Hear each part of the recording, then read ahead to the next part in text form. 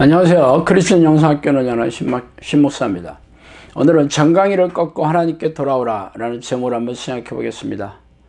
최근 중국 우한에서 퍼진 코로나 바이러스는 중국에서만 수만 명의 감염자가 생기고 수천 명이 죽어나가는 것에 그치지 않고 전 세계를 공포의 도가니로 몰아넣고 있습니다.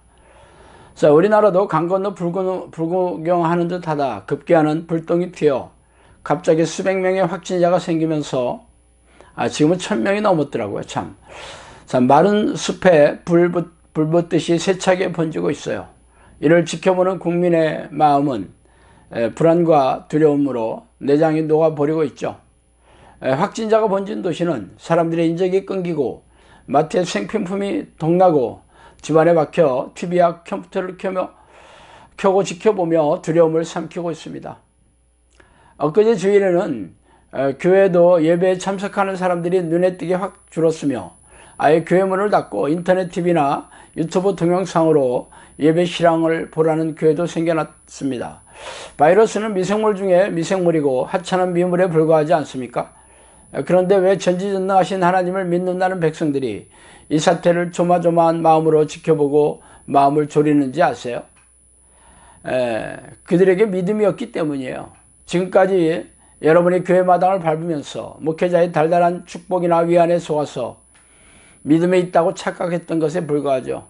예수께서 즉시 이르시되 안심하라 나니 두려워 말라 하라 두려워하지 말라. 베드로가 대답하여 이르되 주여 만일 주님이시거든 나로 명하여 물 위로 오라 하소서 하니 오라 하시니 베드로가 배에서 내려 물 위로 걸어서 예수께로 가되 바람을 보고 무서워 빠져가는지라 소리질러 이르되 주여 나를 구원하소서 하니 예수께서 즉시 손을 내밀어 그를 붙잡으시며 이르시되 믿음이 작은 자여 왜 의심하였느냐 하시고 배에 오름에 바람이 그치는지라. 마태복음 14장 27절에서 32절 말씀이에요. 이 사건은 여러분도 잘 아시는 내용입니다. 한밤중에 물 위로 건너오시는 예수님을 보고 제자들은 공포에 질렸어요. 그런데 예수님인지 확인한 베드로는 담대하게 자신도 물 위를 걷게 해달라고 요청하고 있죠.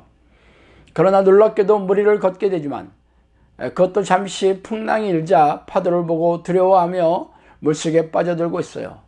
그 이유는 믿음이 부족한 연고이며 예수님의 능력과 보호하심을 의심하였다고 말씀하고 계시죠. 그렇다면 당신은 작금의 코로나 사태에 대한 당신의 마음의 상태로 믿음의 유무를 측정할 수 있을 것입니다. 그러나 이를 받아들여서 자신에게 믿음이 없음을 통렬히 회개하고 용서를 빌고 계세요.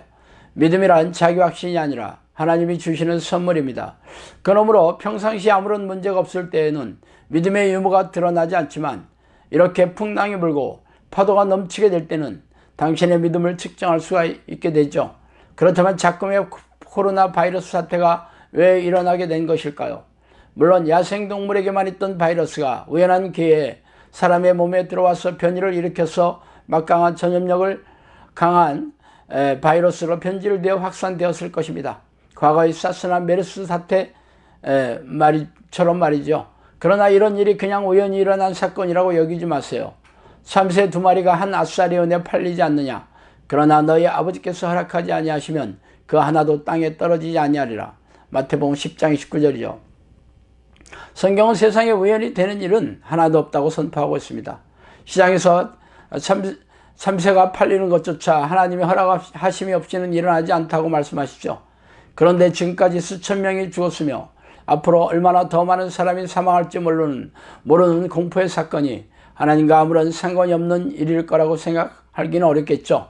전염병은 구약시대에 하나님이 징계하시는 일반적인 도구의 하나였으며 지금도 유효하죠. 그렇다면 코로나 사태는 우리에게 무엇을 경고하시려는 것일까요?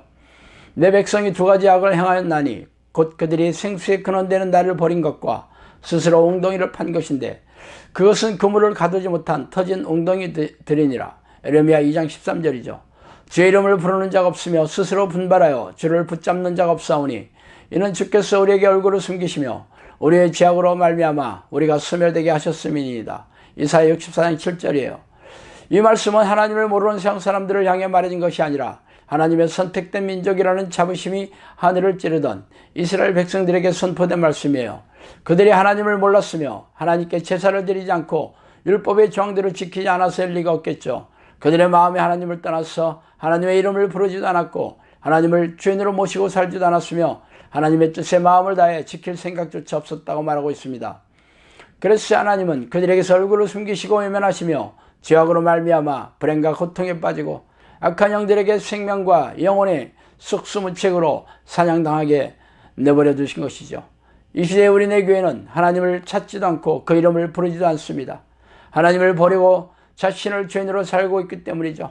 그래서 평일에는 돈을 구하는 웅덩이를 정신없이 파서 육체의 쾌락을 즐기느라 하나님의 마음이 없다가 죄이르면 성경책을 옆구리에 끼고 교회 와서 1시간짜리 예배식에 참석해서 지폐 몇 장을 던져주고 비전센터에서 커피를 마시며 세상 이야기를 하다가 집에 들어가 TV 앞에서 시간을 보내거나 연신 스마트폰을 들여다보느라 여념이 없죠.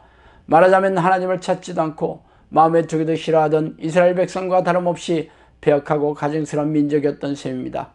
그래서 하나님의 악한 영들이 하는 대로 상관하지 않고 세상 사람들은 물론 크리스천들을 도륙하고 사륙하여 공포에 떨도록 허락하신 이유입니다. 그래서 교회 지도자들의 처방은 교회 문을 닫고 집에서 유튜브로 예배를 드리라고 검연하고 있으니 기가 막힌 일이에요. 그렇게 말하지 않아서 교인들은 마스크로 중무장하고 교회 예배에 참석하여 눈도장을 찍고 부랴부랴 집에 와서 문을 걸어 잠그고 있습니다. 하나님의 경고에 눈 하나 깜짝하지 않는 이들이 어떻게 심판날에 재앙을 피할 것입니까? 그러므로 당신이 불안과 걱정과 두려움으로 가득 차 있다면 하나님께 정강이를 꺾고 대성통곡하며 하나님을 찾지도 않고 하나님의 이름을 부르지도 않았으며 하나님의 뜻에 관심이 없이 살았던 죄악을 통렬하게 회개하고 하나님께 돌아오세요. 사스와 메르스와 코로나 사태에 의해서 수많은 전쟁과 지진과 기근이 일어나고 앞으로 수많은 불행한 사건들이 이어지다가 급기야는 종말과 심판의 날이 닥치는 때도 올 것입니다. 그때 공포에 떨면서 지옥불에 던져지지 않으려면 말이죠. 자, 오늘은 여기까지 하겠습니다. 감사합니다.